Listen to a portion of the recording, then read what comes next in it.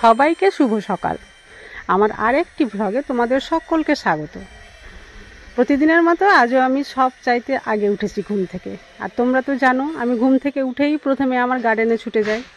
তো আজকেও আমি আমার গার্ডেনে চলে এসেছি। এই গার্ডেনের ফুল গাছপালা সব দেখে আমার মন একেবারে মুগ্ধ হয়ে যায়। আমার মাইন্ডটা ফ্রেশ করে নিই, তারপরে ঘরে যাই। কারণ আমি সব চাইতে আগে ঘুম থেকে উঠি, সব কিছু কাজকর্ম করে নিই, তারপরে সবাই ঘুম থেকে উঠে। তো আমি আগে ঘুম থেকে উঠে আগে গার্ডেনে ছুটে আসি, এখান থেকে গিয়ে ঘরের কাজকর্ম করব, তারপরে সবাই ঘুম থেকে উঠে আর কি। তো গার্ডেনটা ঘোরা হয়ে গেল, আমার দেখা হয়ে গেল। এবার আমি ঘরে গিয়ে ঝাঁটা দিয়ে সব পরিষ্কার পরিচ্ছন্ন করে নিচ্ছি। আর তোমরা কি জানো আজকে আমি এত স্পিডে এত তাড়াহুড়া করে পরিষ্কার পরিচ্ছন্ন করছি কেন? কারণ আজকে একটা সারপ্রাইজ রয়েছে তোমাদের জন্য। কারণ আমার বাড়িতে আজকে গেস্ট আসছে, আর গেস্ট কে রয়েছে সেটা দেখার জন্য ভিডিওটা অবশ্যই দেখতে হবে, স্কিপ করলে কিন্তু বুঝতে পারবে না, জানো। তো আগে আমি থালা বাসন মেজে রেখেছিলাম, সেগুলো জল ঝরাতে এভাবে কিচেন স্ল্যাবের উপরে উল্টে উল্টে রেখে দিয়েছিলাম। এতক্ষণে সেগুলো শুকিয়েও গেছে। তো ভাবলাম যে স্ট্যান্ডে এইভাবে গুছিয়ে দিই, তাহলে কিচেনটাও পরিষ্কার হয়ে যাবে আর কি। তো সবগুলো একটা একটা করে আমি গুছিয়ে দিলাম। এবার যেহেতু কিচেন স্ল্যাবের উপরে এগুলো উল্টে রেখেছিলাম, তো স্ল্যাবটাও জল জল হয়ে গিয়েছিল। তো সবশেষে সেটার জলটাও পরিষ্কার করতে হবে। সবগুলো এবার মুছে আমি পরিষ্কার করে নিচ্ছি। এই যে কিচেনটাও জল জল ছিল, দেখতে পাচ্ছ কত সুন্দর করে, এটাও আমি পরিষ্কার করে নিলাম। এত স্পিডে করছো তোমরা, বুঝতেই পারছো যে আমি কত স্পিডে কাজ করছি। কারণ আজকে অনেকগুলো কাজ করতে হবে আমাকে একা হাতে, রান্না বান্না সবই করতে হবে। তো এবার সব কিছু করে নিলাম। করার পরে এবার আমার দরজা খুলে দেখছি যে দুটো গাছ কেমনই যেন ঝুলসে গেছে। কারণ প্রতিদিন সব গাছে আর আমি জল দিতে পারি না। তো কোনো দিন কোনোটাতে দিই, কোনোটা হয়তো ভুলেও যায়। তো এই দুটো তো মনে হয় কালকে দেওয়া হয়নি জল, তো তাই আমার নজরে পড়লো, তো দুটোতে আমি জল দিয়ে দিলাম।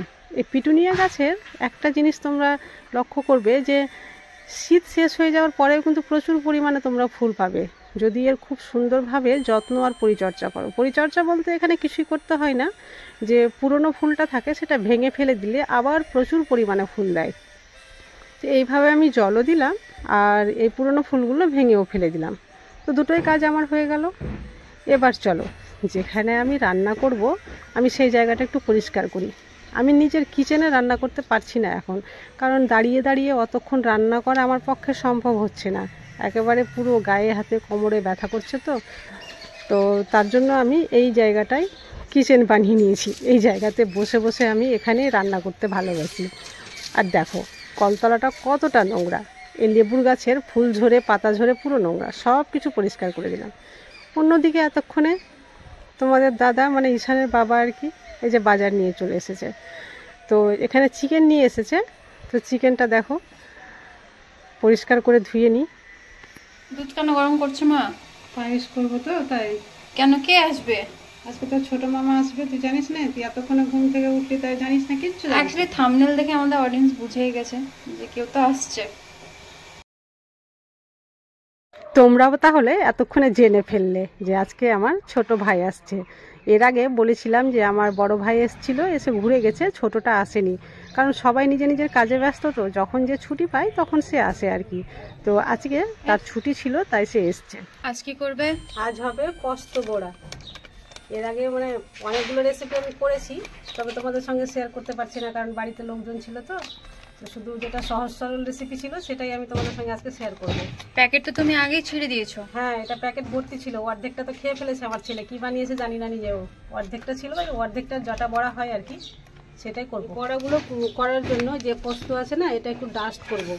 তো তোমাদের জন্য একটা ছোট্ট টিপস, ডাস্ট করার সময় কিন্তু কোনো রকম জল দেবে না। জল দিলে এটা খুব ভালোভাবে একটা ডাস্ট হয় না।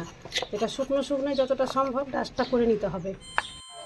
এই যে দেখো ঈশানের বাবাকে, ও গাছের গোড়ায় এভাবে খুঁড়ে খুঁড়ে গাছটা ঠিক করে দিচ্ছে। আমি তো গাছ পছন্দ করি, কিন্তু ওকে বলা যায় গাছ পাগল মানুষ। কেন আমি জল দিতে নিষেধ করেছিলাম, কারণ পোস্তরই নিজের একটা তেল তেল ভাব বের হয়, আর তার জন্য এইরকমভাবে পেস্টটা হয়ে যায় তৈরি আর কি। ডাস্টটা দিয়ে দিচ্ছি সামান্য পেঁয়াজ কুচি। আর এরপরে দেখো এখানে কাঁচা লঙ্কা বেটে রেখেছিলাম, আর এটা আদা রসুনের পেস্ট রয়েছে, এই দুটোই আমি দিয়ে দিচ্ছি। এবার দিয়ে দিচ্ছি সামান্য পরিমাণে লবণ। লবণটা একটু ঠিকঠাক পরিমাপ করে দিতে হবে। তারপরে দিলাম কাঁচা জিরে গুঁড়ো, আর দিয়ে দিচ্ছি বাইন্ডিংয়ের জন্য চালের গুঁড়ো। আমি এখানে চালের গুঁড়ো দিয়েছি। সবসময় তো চালের গুঁড়ো থাকে না না সবার বাড়িতে, তো তোমরা এর পরিবর্তে ময়দাও দিতে পারো। সেটা দিলেও কোনো টেস্টের পরিবর্তন হবে না, সেটারও কিন্তু খুব সুন্দর টেস্ট আসে। এই যে দেখো আমি মাখিয়ে নিলাম, কিন্তু এখনও বড়ার মতো সাইজ দেওয়া যাবে না, তাই হালকা একটু জল দেব। সামান্য জল দিয়ে দিলাম। এবার কিন্তু বাইন্ডিংটা খুব সুন্দর হবে। পোস্ত কম বেশি সবাই পছন্দ করে, আমরা তো ভীষণই পছন্দ করি। তোমাদের কেমন লাগে কমেন্টে অবশ্যই জানাবে। খুব বেশি একটা বড় হবে না, অল্পই হবে, তো আমি ছোট ছোট করে সাইজ দিয়ে দিলাম। এই যে এইরকম করলেই হবে। আমার ছেলের আবার অভ্যাস রয়েছে একটা, যে আমি যখন দুপুরবেলা ঘুমিয়ে যাব তখন চুপ করে কিচেনে ঢুকে সে কিছু না কিছু করতে থাকে, না খাওয়া দাওয়ার জিনিস আর কি। তো একদিন কি হয়েছে জানো, পোস্ত সে চিনতে পারেনি, পোস্তকে সে সুজি মনে করে হালুয়া করতে গেছে। আর হালুয়াটা যা হয়েছিল না, তোমাদের বলে বোঝাতে পারবো না। দেখো পোস্তর যেটা ডাস্ট করেছিলাম, তো আমি একটু আবার বাঁচিয়ে রেখেছিলাম। এই গায়ে যদি এইভাবে লাগিয়ে দিই না, তো গায়ে একটু দানা দানা হয়ে থাকে, তো এটা যখন ভাজা হবে তো মুখে যখন পড়বে খাবার সময় তো খুব সুন্দর লাগে, মানে মুচমুচে ভাবটা চলে আসে আর কি। তো আমি অল্পই রাখতে পেরেছিলাম, তোমরা তো আগেই দেখেছো যে বেশি পোস্ত ছিল না, তো এখানেও শর্ট পড়ে গেল আমার। এরপরে যদি কোনোদিন বেশি পোস্ত থাকে তো এটা অনেকটা করে আমি তোমাদের সঙ্গে শেয়ার করব। বড়াগুলো তৈরি করা হয়ে গেছিলো, আর তোমরা তো জানো বেশি বড়া ছিল না, মাত্র 5টা কি 6টা বড়া হয়েছে। বেশিক্ষণ সময়ও লাগবে না, ভাত খাওয়ার সময় একটা একটা করে দিলেই হয়ে যাবে।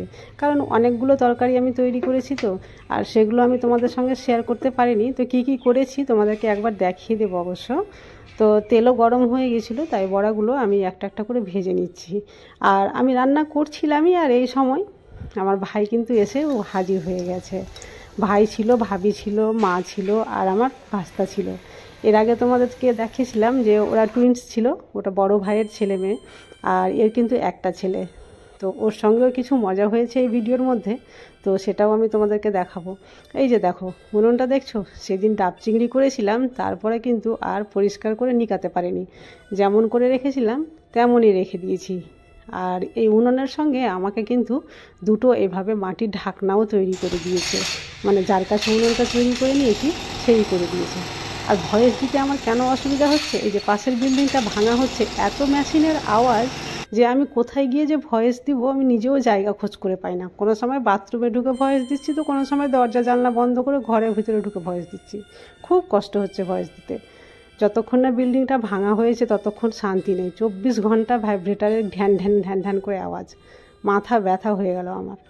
এই যে দেখো বড়াগুলো কত সুন্দর হয়েছে, ভাজা একেবারে কমপ্লিট হয়ে গেছে। গরম ভাতে যা লাগবে না, দারুণ টেস্ট লাগবে খেতে।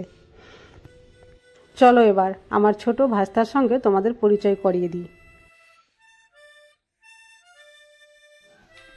কি করছে গো? জামা খুলছে তোমার? তোমার পাপা জামা খুলছে, একটুও নড়ে না। আয়রা কেমন করে, আয়রা কেমন করে? ও বাবা, এই যেরকম আরাম কেমন করে রুটি করে আরাম? এই যে রুটি করছে। আছো বলো তো আরাম, আছো বলো। বসলো, বোচো বলো, বোচো বসো, বোচো। আসো, দাও, খাও, পড়লো, কি করলো? পড়লো। পাপা, পাপা বলো। আয়রা, আইলা। আয়রা, এই যে কাক দেখতে পেয়েছে ওপরে, কুকু, কাক দেখতে পেয়েছে, কাককেও কুকু বলে। বাঘ, বাঘ, বাঘ। উঠ, উঠ, উঠ। ওল, চাঁদ। ঈশান দাদা এসে, তোমার ঈশান দাদাকে বেলি দেখো, তোমার বেলি দেখো। বেলি, বেলি। ও বেলি, তোমার এটা বেলি, স্টমাক। এটা মেলা থেকে এনেছো না মা? যা কাছে কাজে লাগছে। আজকে আমার মামারা এসছে, তো ওই জন্য এটা কাজে লাগছে।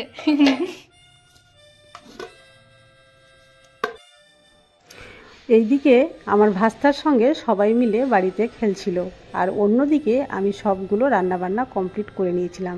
দুপুরে খাওয়া দাওয়াটা তাদের সঙ্গে সেরে নিলাম, তারপরে আমিও কিছুক্ষণ সময় তার সঙ্গে খেলেছিলাম। এই যে ওর পিপি ওকে দিয়েছে পায়রা, দেখো কোনো ভয় নেই। এ বাবা ফেলে দিল, নাও ফেলবে না।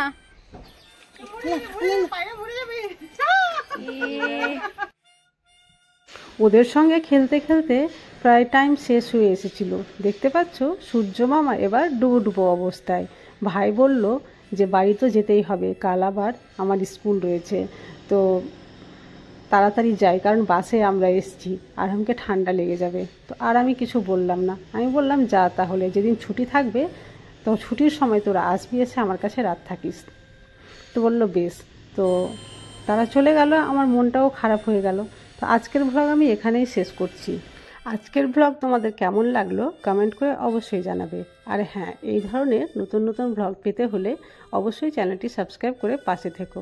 আর ভিডিওটি ভালো লাগলে অবশ্যই একটা লাইক করে দিও। আজ তাহলে এই পর্যন্তই, তোমরা সবাই সুস্থ থেকো।